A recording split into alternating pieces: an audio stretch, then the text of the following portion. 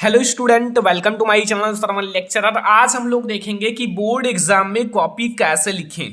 Board exam में copy लिखने का सही तरीका क्या है ताकि आप 100 में 95 मार्क अचीव कर सको। अगर आपने बहुत सारा पढ़ लिया, सारा बुक पढ़ लिया, लेकिन अगर आपको बोर्ड एग्जाम में कॉपी लिखने का सही तरीका नहीं मालूम है तो आप कभी भी 95% मार्क नहीं अचीव कर सकते। तो आज मैं आपको बताऊंगा कि बोर्ड एग्जाम में कॉपी लिखने का सबसे सही तरीका क्या है। तो वीडियो को लास्ट तक देखना, वीडियो को लाइक कर देना, चैनल पर नए हो सब्सक्राइब कर लेना है, ठीक है। आपको वहां जो है कॉपी में आपका नेम लिखना है, फिर अपना रोल नंबर लिखना है, फिर आपका जो क्लास हो, फिर आपको डेट डालना है, फिर सब्जेक्ट, सारी चीजें भर लेना है। फिर हम लोग स्टार्ट करते हैं कि बोर्ड एग्जाम में कॉपी कैसे लिखें। तो ये आप लोगों का कॉपी है और कॉपी में आपको एक तरफ अंडरलाइन कर लेना है। आपको स्केल की सहायता से एक तरफ अंडरलाइन कर लेना है, जैसा मैं कर रहा हूं, ठीक है। ऐसे आपको अंडरलाइन कर लेना है, देख सकते हो पूरा, आप लोग ध्यान से देखना, ठीक है। ऐसे आपको डबल अंडरलाइन करना है, जैसा मैं दिखा रहा हूं आप लोगों को, यहां देख सकते हो। इसको मैं डबल अंडरलाइन कर लेता हूं, ओके। तो ऐसे आपको पहले बोर्ड एग्जाम की कॉपी में एक तरफ अंडरलाइन करना है। एक तरफ अंडरलाइन करने के बाद ये देख सकते हो हमारे पास मॉडल पेपर है और इसको हम लोग देखेंगे। देखो, ऐसे ही आपका बोर्ड एग्जाम का पेपर जो हिंदी का है, ऐसे क्लास 10th का आने वाला है, ठीक है, ऐसा ही आएगा। और यहाँ आप लोग देख सकते हो सारी चीजें लिखी हुई हैं और हमें आपका प्रश्नोत्तर नंबर फर्स्ट करना है, का।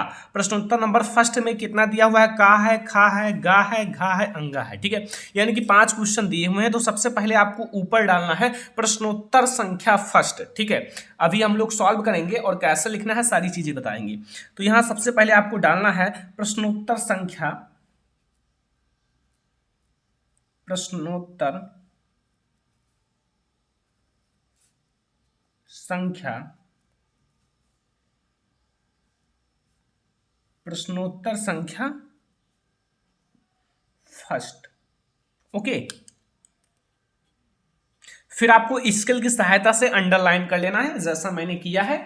अब पहला प्रश्न आप लोग देखो, फर्स्ट का फर्स्ट का क्या कह रहा है कि निम्नलिखित में से, आप देखो, निम्नलिखित में से कोई एक कथन सत्य है, उसे पहचान कर लिखिए। आपके पास ऑप्शन फर्स्ट है सरस्वती पत्रिका के संपादक महादेवी वर्मा है, ये गलत है। एंड सेकंड है क्या भूलूं क्या याद करूं, हरिवंश राय बच्चन की आत्मकथा है, तो ये हमारा बिल्कुल सही है। तो आपका जो का है, इसका सेकंड नंबर ऑप्शन सही है। तो आप कैसे लिखोगे बोर्ड एग्जाम में? देखो, आपको यहां लिखना है का, आपको प्रश्न उतारना नहीं है, ठीक है। यहां आपको लिखना है का, हमें ऊपर डाल दिया प्रश्नोत्तर नंबर फर्स्ट, और यहां आपको सेकंड जो हमारा सही है, सेकंड नंबर आपको डालने के बाद आपको ब्लू पेन उठाना है, जो आप लोगों का ब्लू पेन है, और आपको सही उत्तर लिख देना है। यहां आपका सही उत्तर क्या है? क्या भूलूं क्या भूलूं क्या याद करूं, यही वाला तो है, ठीक है। क्या याद करूं, ठीक है, क्या भूलूं क्या याद करूं, हरिवंश राय, हरिवंश, सही सही लिखना बिल्कुल, हरिवंश राय बच्चन, हरिवंश राय बच्चन की आत्मकथा है, की आत्मकथा है, ओके। ऐसे आपको लिख देना है कि आत्मकथा है, फिर यहां आपको टिक लगा देना है, ठीक है। बस एग्जामिनर समझ जाएगा। देखो, ये इस प्रकार से आपको का आंसर देना है, ठीक है। जैसे मेरा प्रश्नोत्तर नंबर फर्स्ट मैंने ऊपर डाल दिया, फिर का सेकंड वाला हमारा ये सही है। फिर आप सेकंड देखो, जो हमारा सेकंड नंबर है, इसमें क्या कह रहा है, यहां देखो आपका खा नंबर जो आपका प्रश्न है कि रस मीमांसा किसकी आलोचना कृति है। आपके पास ऑप्शन फर्स्ट है Ramchandra Shukla, and second number Mahavir Prasad Dwivedi, and third है रज्ञ राघव, एंड फोर है केदारनाथ सिंह। तो इसका सही आंसर है फर्स्ट, यानी कि फर्स्ट वाला हमारा सही है, रामचंद्र शुक्ल। तो यहां आप लोगों को कैसे लिखना है, फिर आपको यहां खा डालना है, ठीक है। ऊपर प्रश्नोत्तर संख्या एक डाला ही है, तो हमारा ये फर्स्ट का हो गया, और खा में हमारा कौन सा सही है? देखो, फर्स्ट वाला सही है, यहां देख सकते हो फर्स्ट वाला। तो आपको यहाँ फर्स्ट डालना है, यहाँ, ठीक है, फर्स्ट डालना है। और फिर आपका कौन सा सही है? रामचंद्र शुक्ल, ठीक है, रामचंद्र शुक्ल लिख दो, रामचंद्र शुक्ल। तो ये हमारा सही है। तो रामचंद्र शुक्ल लिखने के बाद आप सही का निशान लगा दो, बस आपका बिल्कुल सही हो जाएगा ये, ठीक है। ऐसे आपको लिखना है, ध्यान रखना, आपको जो आपका प्रश्न है उसे बिल्कुल उतारना नहीं है। फिर आपका गा नंबर है, गा वाला देखो क्या कह रहा है कि निम्नलिखित में से किसी एक रचना के लेखक का नाम लिखो। फर्स्ट है अथाह सागर, सेकंड है अर्धनारीश्वर, थर्ड है आपका मेरी असफलताएं, फोर है लहरों के राजहंस। किसी एक का लिखना है तो हम लोग थर्ड वाले का लिखेंगे, यानी कि मेरी असफलताएं। तो मेरी असफलताएं यानी कि यहाँ आपको डालना है गा नंबर, गा नंबर है ना, तो गा नंबर और मेरी असफलताएं का हम लोग देखेंगे। तो यहाँ सबसे पहले हमें तीसरा वाला देखना है, ठीक है, तीसरा मेरी असफलताएं। तो यहाँ आप लोग सबसे पहले तीसरा डालो और तीसरा नंबर डालने के बाद यहाँ आप लिख दो रचना, जो हमें देखना है रचना, और यहाँ आप छोटा सा अंडरलाइन कर लो और यहाँ लिख दो लेखक, रचना और लेखक। बहुत सही तरीका है ये बोर्ड एग्जाम में कॉपी लिखने का। अब आप मुझे लिखना है मेरी असफलताएं, तो यहाँ लिखो मेरी असफलताएं, असफलताएं, मेरी असफलताएं। और इसके लेखक कौन है, इसके लेखक हमें लिखना है, तो इसके लेखक हैं बाबू गुलाब राय। कौन है, बाबू गुलाब राय, ठीक है, बाबू गुलाब राय।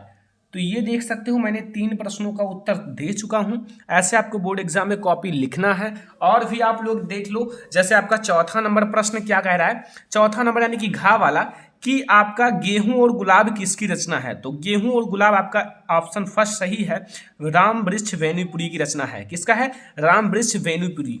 तो यहाँ आप लोगों को घा नंबर डालना है। देखो आप लोग ऐसे ही लिखना, फिर आप लोग देखो पूरा नंबर मिलेगा। घा नंबर डालने के बाद हमारा फर्स्ट वाला सही है, फर्स्ट आप डाल देना, फर्स्ट, और यहाँ आप लिख देना राम वृक्ष वेणुपुरी, राम वृक्ष वेणुपुरी, राम वृक्ष वेणुपुरी, ठीक है, ऐसा लिख लेना और इस पर आप सही का निशान लगा देना, क्योंकि ये हमारा ऑब्जेक्टिव क्वेश्चन है बस। अब अगला देखो, अगला जैसे आपको बोर्ड एग्जाम में लिखना है, मैं सारी चीजें समझा दूंगा आप लोगों को। यहाँ जैसे आपको पांचवा लिखना है, त्यागपत्र किस विधा की रचना है। पांचवा नंबर यानी कि अंगा नंबर क्वेश्चन है, त्यागपत्र किस विधा की रचना है, आपका उपन्यास विधा की रचना है। तो फर्स्ट वाला सही है, उपन्यास विधा। तो यहाँ आप लोगों को अंगा नंबर डालना है और हमारा उपन्यास विधा यानी कि हमारा फर्स्ट वाला है ना, उपन्यास विधा। तो यहाँ फर्स्ट डाल दो और उपन्यास विधा आपका सही है। तो यहाँ लिख दो उपन्यास, क्या लिखोगे, उपन्यास विधा, ठीक है, उपन्यास विधा, और ये हमारा सही है। तो अगर आप ऐसे लिखोगे तो फिर आपका सारा का आंसर भी हो चुका है। हमारा जो प्रश्नोत्तर संख्या फर्स्ट था उसका सारा का आंसर हो चुका है, पांचों का, और आपको 5 नंबर मिल जाएंगे, ठीक है। एग्जामिनर को सारी चीजें पता चल जाएगा। फिर हम लोग प्रश्नोत्तर संख्या सेकंड देखेंगे, ठीक है, जो आपका प्रश्नोत्तर संख्या सेकंड है। तो प्रश्नोत्तर संख्या सेकंड देखो आप लोग, ये वाला। अब यहाँ जैसे आपका प्रश्नोत्तर संख्या सेकंड आपसे पूछ रहा है, ठीक है, यहाँ प्रश्नोत्तर संख्या सेकंड और का पूछ रहा है रीति मुक्त धारा के किन्हीं 2 कवियों का नाम। अब जैसे ही प्रश्नोत्तर संख्या आपका सेकंड चालू हो जाए ना, आपको ऊपर लिख देना है, जैसे ये लिखा गया है वैसे आप लोग लिख देना प्रश्नोत्तर, जो आपका प्रश्नोत्तर है,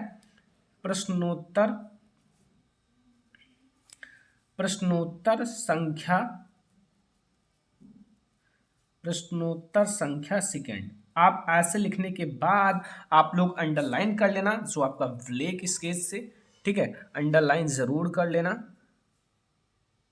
ताकि ज्यादा अट्रैक्टिव लगे ये। ओके, हमने अंडरलाइन कर लिया। अब आपका ये प्रश्नोत्तर संख्या सेकंड स्टार्ट हो गया और जैसे पहला आपका है, यहां देखो लिखा हुआ है का, रीति मुक्त धारा की किन्हीं 2 कवियों का नाम। रीति मुक्त धारा के किन्हीं 2 कवियों का नाम लिखना है।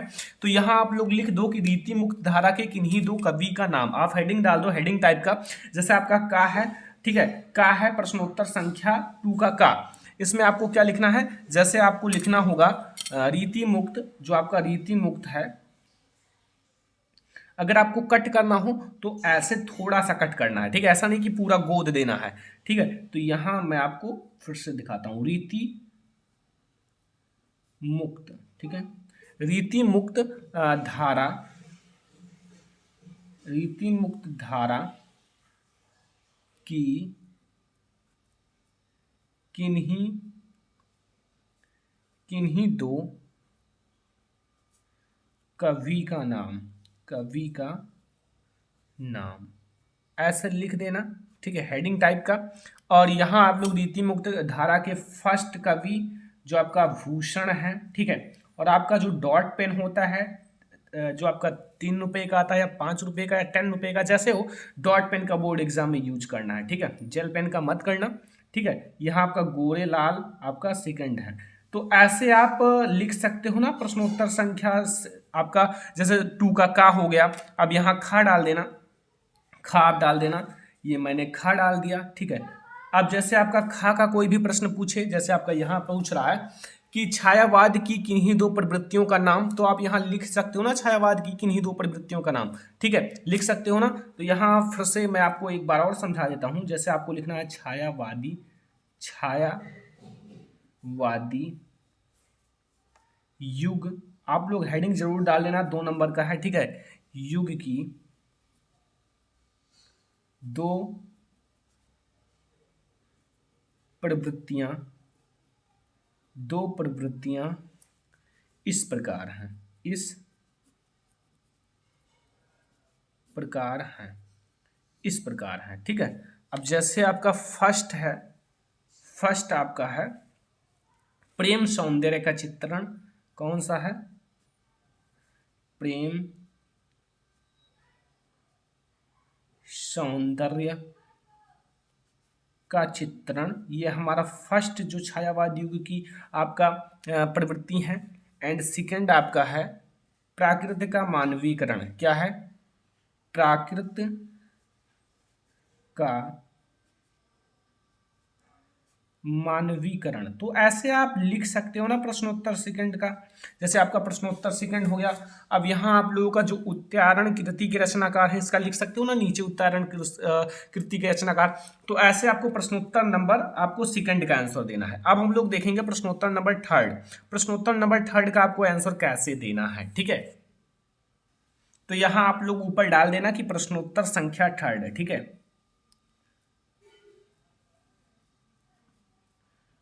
देखो सारी चीजें बहुत आसान है, आपको ऐसे अगर लिखोगे तो एग्जामिनर को बहुत अच्छी तरीका से समझ में आएगा।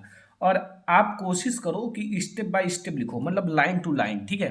अब यहाँ आप लोग स्केल की सहायता से अंडरलाइन कर लेना, ठीक है। अब प्रश्नोत्तर नंबर थर्ड आपका है, देखो इसमें आपसे पूछ रहा है कि गद्यांश आपका है, उससे रिलेटेड 3 क्वेश्चन पूछेगा, यानी कि 3 क्वेश्चन, फर्स्ट सेकंड थर्ड। आपको फर्स्ट में गद्यांश का संदर्भ लिखना है, सेकंड में जो रेखांकित अंश हैं आप लोग देख सकते हो, जो ऐसा रेखांकित अंश है जिसमें रेखा खींचा गया है उसकी व्याख्या करनी है। और थर्ड नंबर में इस जो आपका गद्यांश है उससे रिलेटेड क्वेश्चन पूछेगा, ठीक है।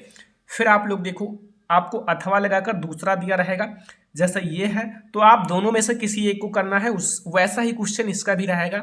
आपको गद्यांश लिखना है, रेखांकित अंश की व्याख्या करना है, और फिर एक क्वेश्चन रहेगा। तो हम लोग अथवा वाला करने वाले हैं, अथवा वाला तो कोई दिक्कत नहीं, हम लोग इसे करेंगे क्योंकि इसमें छोटा अंडरलाइन है। पहले पहाड़ को काटकर उसे खोखला कर दिया गया, फिर उसमें सुंदर भवन बना लिए गए, और जहां खंभों पर उभरी मूर्तें विहंस उठी। तो सबसे पहले आपको इसको उपयुक्त गद्यांश का संदर्भ लिखना है, ठीक है। तो यहाँ आप लोग थोड़ा सा ध्यान देना, यहाँ आप लोग अथवा लिख देना, थोड़ा सा एग्जामिनर को ज़्यादा समझ में आएगा। अथवा लिख देना और यहाँ इसको ऐसे अंडरलाइन कर देना, ठीक है, कि एग्जामिनर को ज़्यादा बेटर समझने में आए, कोई दिक्कत ना हो एग्जामिनर को आपकी कॉपी चेक करने में। फिर आपको क्या करना है, यहाँ फर्स्ट नंबर डाल देना है, फर्स्ट। फिर यहाँ आपको लिखना है संदर्भ, क्योंकि हमें फर्स्ट नंबर में क्या लिखना है, संदर्भ लिखना है ना। इसको आप स्केल की सहायता से अंडरलाइन कर लेना, ठीक है। अब देखो यहाँ आपको संदर्भ लिखने के लिए सबसे ज्यादा इंपॉर्टेंट है, आपको ये पता होना चाहिए कि हमें अथवा वाला करना है, तो ये किस चैप्टर से लिया गया, इसके लेखक कौन है। तो ये जो आपका अजंता नामक चैप्टर है उससे लिया गया है, और जिसके लेखक जो है भगवत शरण उपाध्याय हैं, श्री भगवत शरण उपाध्याय। तो संदर्भ कैसे लिखोगे, सबसे पहले आपको लिखना है प्रस्तुत गद्यावतरण, क्या लिखना है, प्रस्तुत गद्य अवतरण। ध्यान से देखना, बहुत ज़्यादा इंपॉर्टेंट है। हमारी हमारी पाठ्य पुस्तक, हमारी पाठ्य पुस्तक, देखो अगर आप ऐसा लिखोगे ना तो फुल मार्क आपको ज़रूर मिलेगा।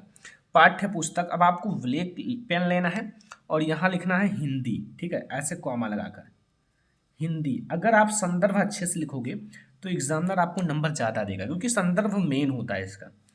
के गद्य खंड, के गद्य खंड, गद्य खंड आपको ऐसे कॉमा लगाकर लिखना है, ठीक है। गद्य खंड में संकलित, गद्य खंड में संकलित तथा जो आपका भारतीय भारतीय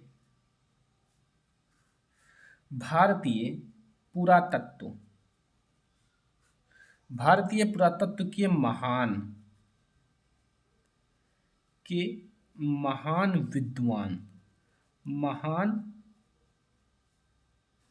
विद्वान है श्री भगवत शरण उपाध्याय।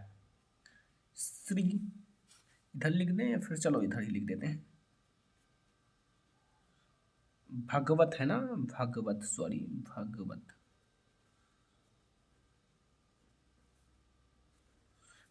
शरण दिख रहा है ना, थोड़ा सा मैं इधर कर लेता हूं, ये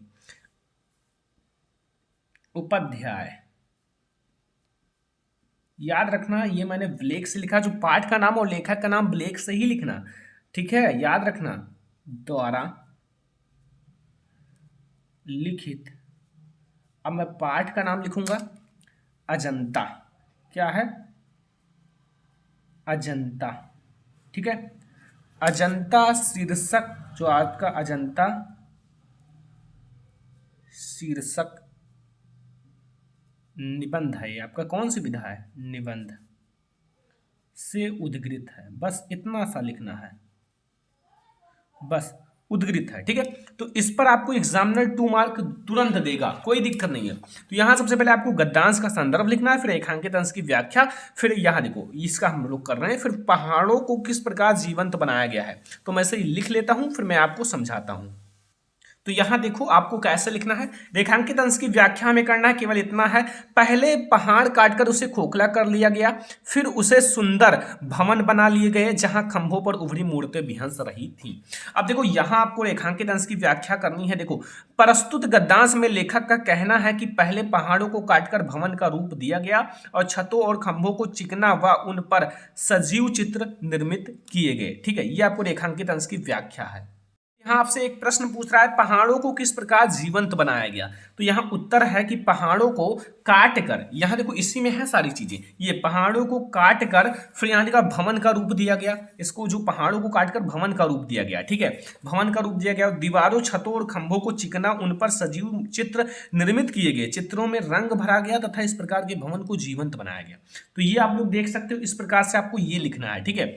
इसी प्रकार से आपका जो ये आपका गद्यांश है, और इसी प्रकार से आपका जो पद्यांश है, पद्यांश भी इसी प्रकार से लिखना है, अथवा लगा हुआ है, कोई भी आप लिख सकते हो, ठीक है। अब जैसे आपका यही जो आपका प्रश्नोत्तर संख्या 4 है, अब हम लोग देखो जैसे आपको ये कवि या लेखक का नाम आपको लिखना है, तो आपको प्रश्नोत्तर संख्या 5 डाल दो, ठीक है। अब जैसे अगर आपको ये जो आपका ये है ना प्रश्नोत्तर संख्या 4, इसमें आपको जो पद्यांश है उसका संदर्भ प्रसंग व्याख्या करना है, सेम उसी प्रकार से ये देख सकते हो आपका 2 दिया हुआ, अथवा लगाकर कोई भी कर सकते हो। तो इसमें आप प्रश्नोत्तर संख्या 4 डालकर आप संदर्भ प्रसंग व्याख्या सारी चीजें करना है। फिर आपका प्रश्नोत्तर नंबर 5 में पूछता है किसी एक जीवन परिचय लिखना है, तो यहाँ आप लोग सबसे पहले प्रश्नोत्तर संख्या 4 डालना, जो आप लोगों को करना है, ठीक है। यहाँ आप लोग डालना प्रश्नोत्तर संख्या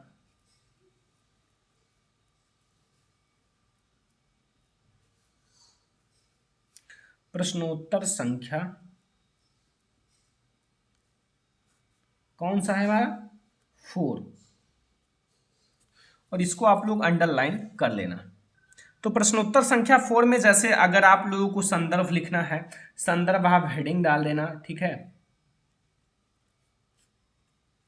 संदर्भ आप हेडिंग डाल के यहाँ ब्लैक से कलर कर लेना, ठीक है। इसको आपको लिखना। अब जैसे आपका प्रश्नोत्तर संख्या 5 में क्या पूछ रहा है, ये देखो लेखक का जीवन परिचय, तो लेखक का जीवन परिचय कैसे लिखोगे, आप यहां डाल दो प्रश्नोत्तर संख्या 5, ठीक है। देखो बहुत आप लोग ये सारी चीजें तो कर ही सकते हो, फिर प्रश्नोत्तर संख्या 5 डाल दो, प्रश्नोत्तर संख्या 5। अगर आप प्रश्नोत्तर संख्या 5 डाल रहे हो, फिर इसे आप स्किल की सहायता से अंडरलाइन कर लो, स्किल की सहायता से, ठीक है, ऐसे कर लेना। फिर आपको इन तीनों में से किसी एक का जीवन परिचय लिखना है, जिसका भी लिखना हो, जैसे आचार्य रामचंद्र शुक्ल जी का लिखना है, तो यहाँ आप ऊपर यहाँ लिख देना फर्स्ट, आपको लिखना है फर्स्ट, तो यहाँ आप लिख देना आचार्य रामचंद्र शुक्ल, क्या लिख देना, आचार्य रामचंद्र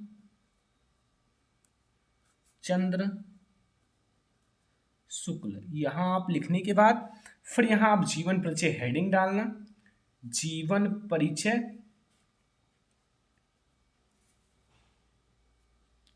जीवन परिचय हेडिंग डालने के बाद आपको ब्लैक से अंडरलाइन करने के बाद जितना भी आपको आचार्य रामचंद्र शुक्ल का जीवन परिचय आता है वो सारी लिख देना, ठीक है।